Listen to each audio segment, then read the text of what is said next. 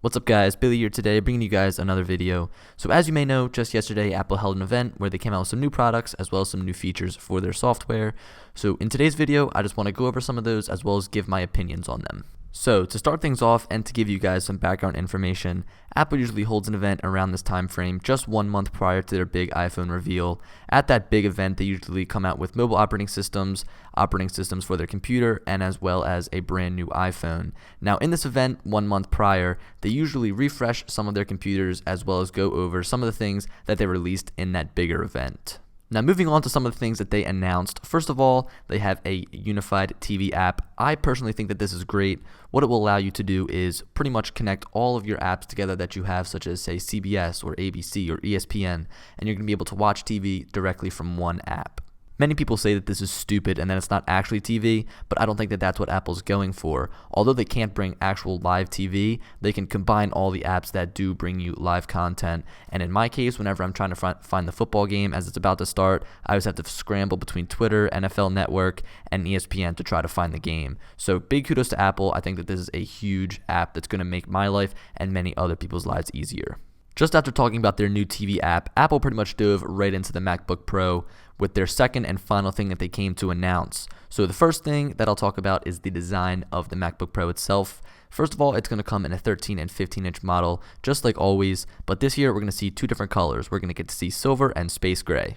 I personally love seeing different colors come to the MacBook Pro, and I hope that this is something that Apple continues with, coming out with more of a variety of colors in the future. I think that just the plain silver is just a little bit bland, therefore I always usually put a skin on mine anyway. So moving away from the colors and into the physical design itself, man is this thing slim. Towards the end, they showed it next to a MacBook Air, and it was actually thinner than the MacBook Air, which is just something crazy to even think about. But anyway, this year's 13-inch MacBook Pro is 14.9 millimeters thin, which is 17% thinner than last year's, which was at 18.0 millimeters. They say that this is about 23% less volume, and it's also a half a pound lighter, coming in at 3 pounds. Moving on to the 15-inch MacBook Pro, they say that this one is going to be 15.5 millimeters thin. That proves to be 14% thinner than the previous one, which also came in at 18.0 millimeters. Now they say that this is going to be 20% less volume than the previous MacBook Pro 15-inch, and that it's going to come in also at a half a pound less, so it's going to be 4 pounds rather than 4.5. Another thing to note with these design changes is that they have a trackpad that is now twice as large. So I'll put some pictures up on the screen from Apple's website. As you guys can see, this thing is big, and in my opinion, I love it. Some people say, oh, I won't have a spot to rest my hand, I'm going to keep hitting the trackpad, but in my opinion, a bigger trackpad is always key. I think that you're going to be able to do all the gestures that make Macs special even easier now. Along with the bigger Force Touch trackpad, we're going to get a second generation of butterfly keys on the MacBook Pro. There was the first generation of butterfly keys on the MacBook, the super slim portable computer that Apple came out with. And with this mechanism, they were able to make it even thinner. So implementing it into the MacBook Pro will make the MacBook Pro slimmer as well. With the second generation of butterfly keys, Apple promised that there's going to be a little bit more travel, as some people complained that it didn't feel like you were actually pressing the keys down with the MacBook.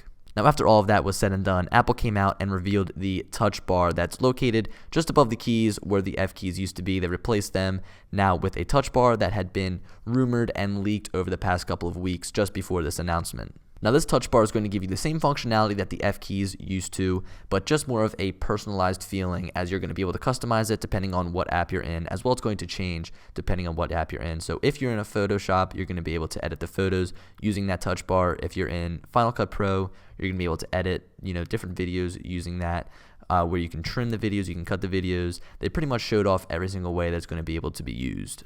Along with the customizable touch bar, Apple also implemented a Touch ID sensor in the top right of the computer where their power button used to be. Now, this is used for signing into your computer, using Apple Pay, maybe signing into different websites or apps, and it was only a matter of time that Apple implemented these into their computers, as it's been on their phones for quite some time now.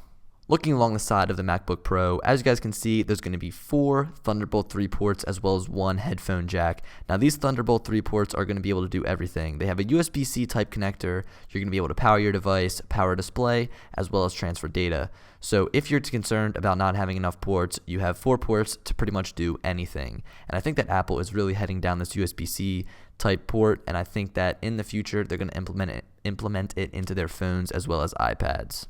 Diving into the internals of the newly redesigned MacBook Pro, starting off with the display, we're going to see a 67% brighter screen, a 67% higher contrast ratio, as well as 25% more colors. Now with these improvements, I have no doubt that this screen is going to be one of the best on the market that you can get in a laptop. Looking underneath the keys, Apple has been hard at work beefing up the internals of this brand new MacBook Pro to really emphasize that Pro name. It all starts off with brand new speakers that claim to have 2 times the dynamic range of audio. Now, in my opinion, the MacBook Pro already has some really good sounding speakers coming out from either side, really nice stereo speakers. But now with the speaker grills on top, I think that the audio is just going to be even louder. Taking a look at the computing power of the new MacBook Pro 15-inch, we're going to get an Intel Core i7 quad-core processor, a Radeon Pro GPU to help you drive those 4K monitors if you plan to use them, the super fast SSD with up to 3.1 gigabyte per second, transfer speeds up to 2 terabytes of storage, and it claims to be 50% faster than last year's model.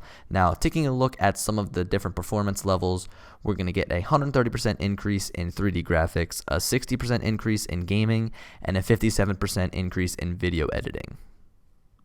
Now moving from the 15-inch MacBook Pro down to the 13-inch MacBook Pro, we're pretty much going to see the same performance levels as the 15-inch. We're going to get to choose between an i5 and i7 Intel Core processor. We're going to get Intel Iris graphics, and we're also going to get that super fast SSD with up to 3.1 gigabyte transfer speeds, as well as up to 2 times faster as last year's model.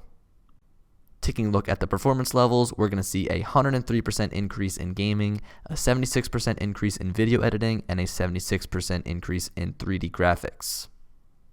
To make sure that all of this stuff stays cool, Apple has implemented new fans and a brand new intake system and outtake system that pretty much is going to make sure that your computer is quiet and your computer also is efficient. So now, after talking about all the fun and exciting stuff in these new MacBook Pros, I'm going to go over the price point, which is definitely going to hurt some people's wallets. Now, the first one is a entry-level MacBook Pro, which I didn't see coming. This one has no touch bar, and pretty much the base model you're going to get for $1,500. The step up with the touch bar and touch ID is going to be $1,800, and that's the 13-inch, and then the 15-inch is going to start at $2,000. Obviously, you can upgrade these, make them more personable, make them pretty much have whatever internals that you want, but the highest price point that I saw for a 15-inch is almost up to $2,900, almost entering that $3,000 range, which is almost crazy. Now that pretty much wraps it up for the reveal event itself. Nothing really came to a shocker to me, and I'm sure that to everyone else. Everything was pretty much already rumored and confirmed before it already happened, which it seems like happens all the time nowadays. And also another thing that I forgot to mention, that I was wrong. I thought that the MacBook Air was going to be completely discontinued, but it seems that it's going to drop to a $1,000 price point, and what that's going to do is going to be more of an entry level towards this whole entire Mac lineup. But anyway, that's about it for this video. I hope you guys enjoyed. Definitely leave a like if you did, and subscribe if you're new around here, as I have been trying to upload daily. And I'll talk to you guys later. Peace.